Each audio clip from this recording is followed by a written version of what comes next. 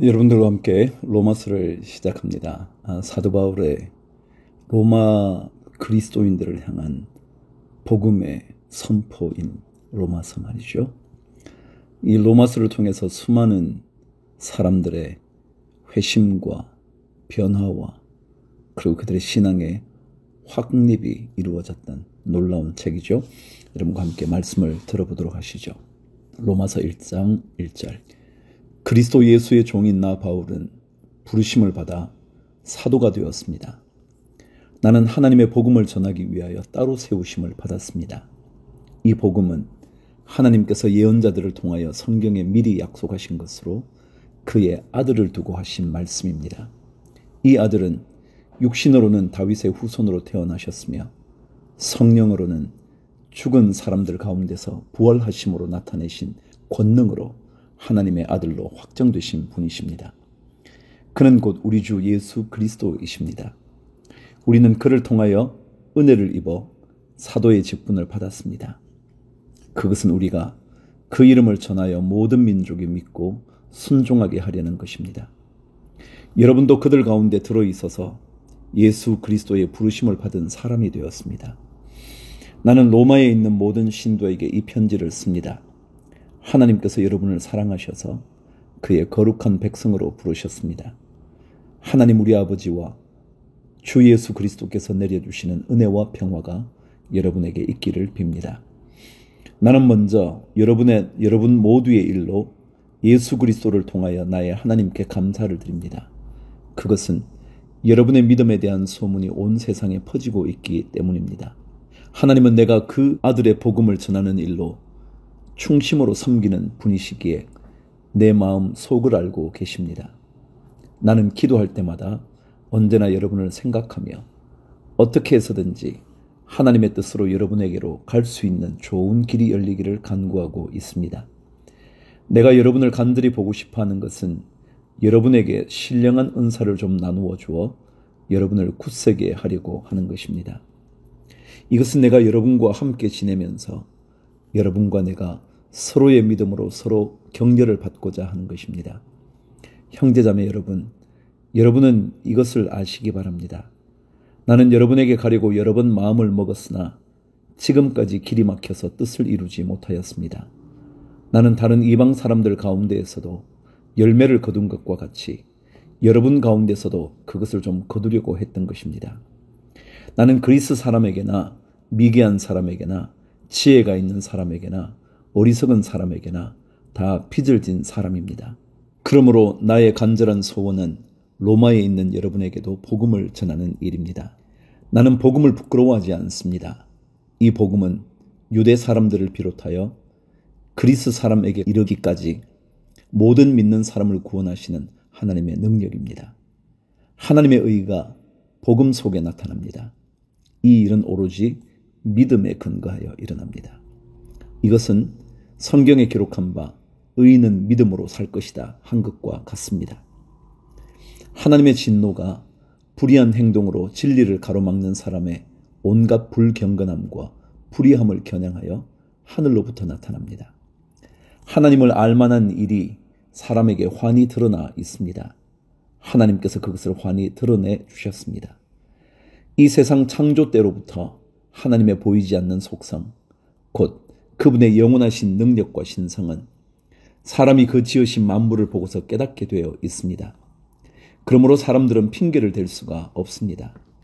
사람들은 하나님을 알면서도 하나님을 하나님으로 영화롭게 해드리거나 감사를 드리기는커녕 오히려 생각이 허망해져서 그들의 지각 없는 마음이 어두워졌습니다.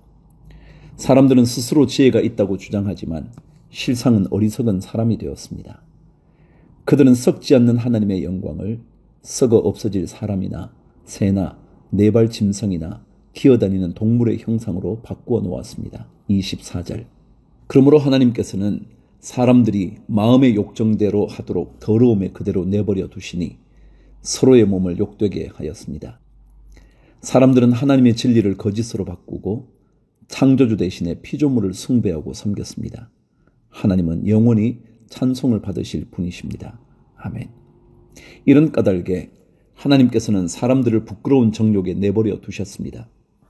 여자들은 남자와의 바른 관계를 바르지 못한 관계로 바꾸고, 또한 남자들도 이와 같이 여자와의 바른 관계를 버리고 서로 욕정에 불탔으며 남자가 남자와 더불어 부끄러운 짓을 하게 되었습니다.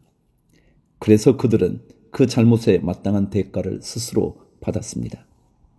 사람들이 하나님을 인정하기를 싫어하므로 하나님께서는 사람들을 타락한 마음 자리에 내버려 두셔서 해서는 안 될 일을 하도록 놓아두셨습니다.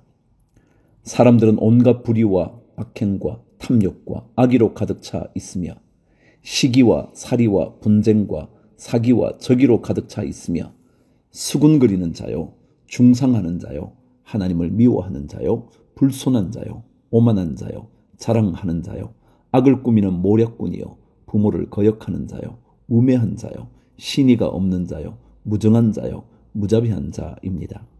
그들은 이와 같은 일을 하는 자들은 죽어야 마땅하다는 하나님의 공정한 법도를 알면서도 자기들만 이런 일을 하는 것이 아니라 이런 일을 저지르는 사람을 두둔하기까지 합니다.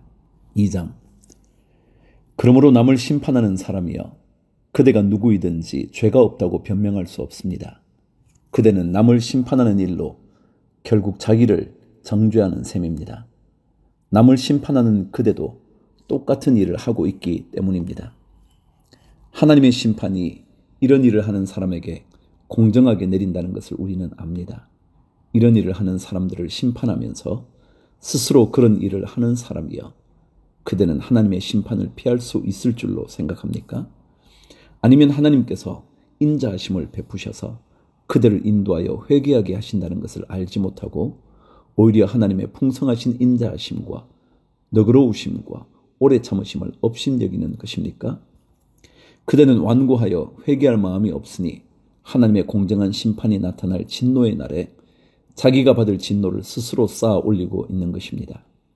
하나님께서는 각 사람에게 그가 한 대로 갚아주실 것입니다.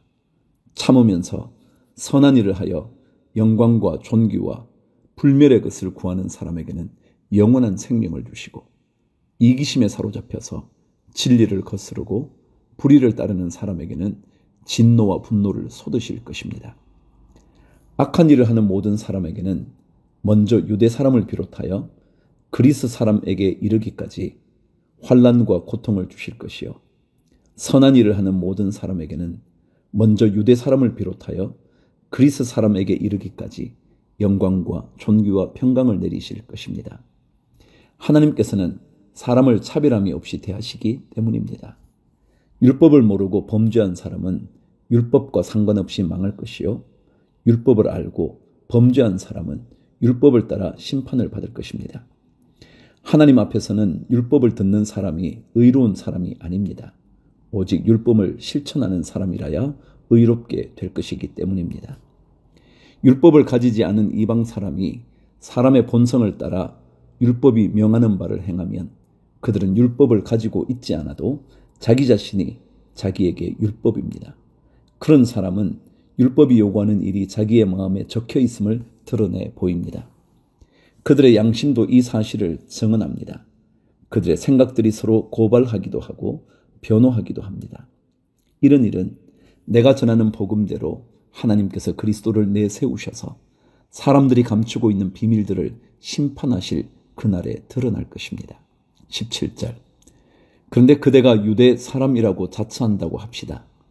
그래서 그들은 율법을 의지하며 하나님을 자랑하며 율법의 가르침을 받아서 하나님의 뜻을 알고 가장 선한 일을 분간할 줄 알며 눈먼 사람의 길잡이요 어둠 속에 있는 사람의 빛이라고 생각하며 지식과 진리가 율법의 구체화된 모습으로 들어있다고 하면서 스스로 어리석은 사람의 스승이요 어린 아이의 교사로 확신한다고 합시다.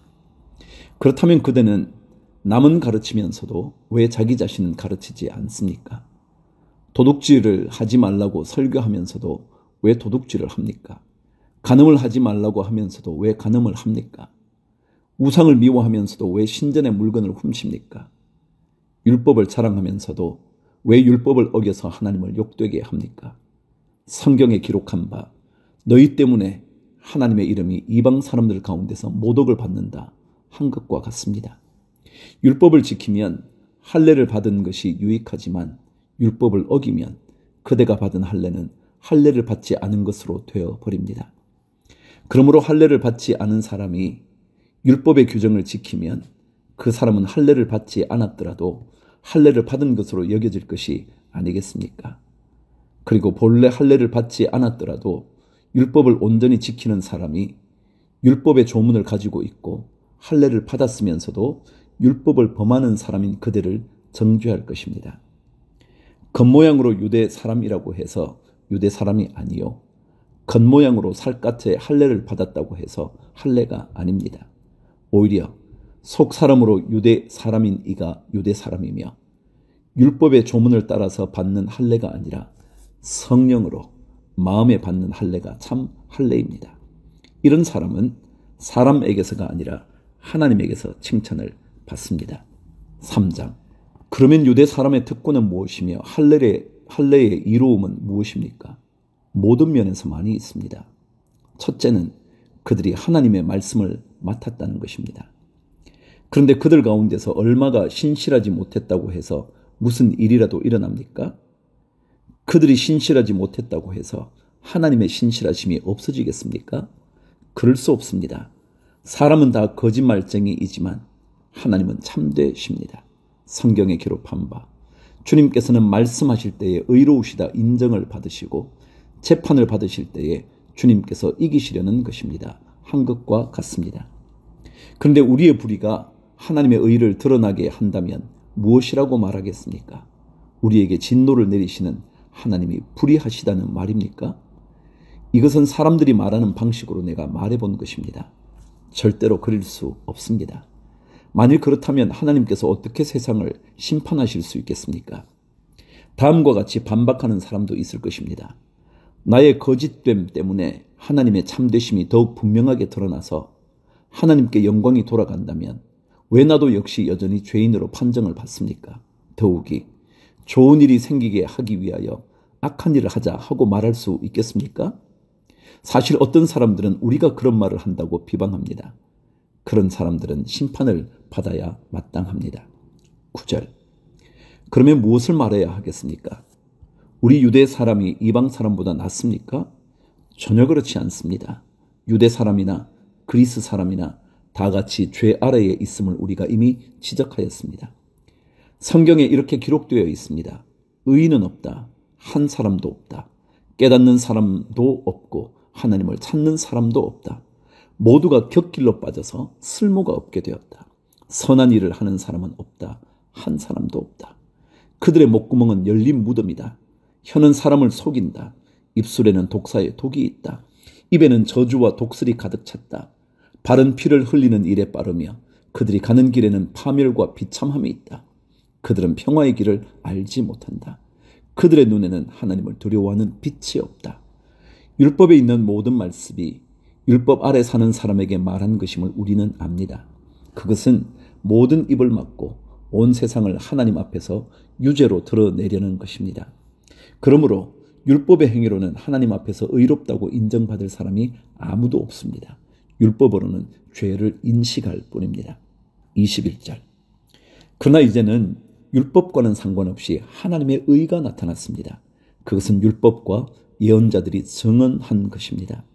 그런데 하나님의 의는 예수 그리스도를 믿는 믿음을 통하여 오는 것인데 모든 믿는 사람에게 미칩니다. 거기에는 아무 차별이 없습니다. 모든 사람이 죄를 범하였습니다. 그래서 사람은 하나님의 영광에 못 미치는 처지에 놓여 있습니다. 그러나 사람은 그리스도 예수 안에서 얻는 구원으로 말미암아 하나님의 은혜로 값없이 의롭다는 선고를 받습니다. 하나님께서는 이 예수를 속죄 제물로 내주셨습니다. 그것은 그의 피를 믿을 때에 유효합니다.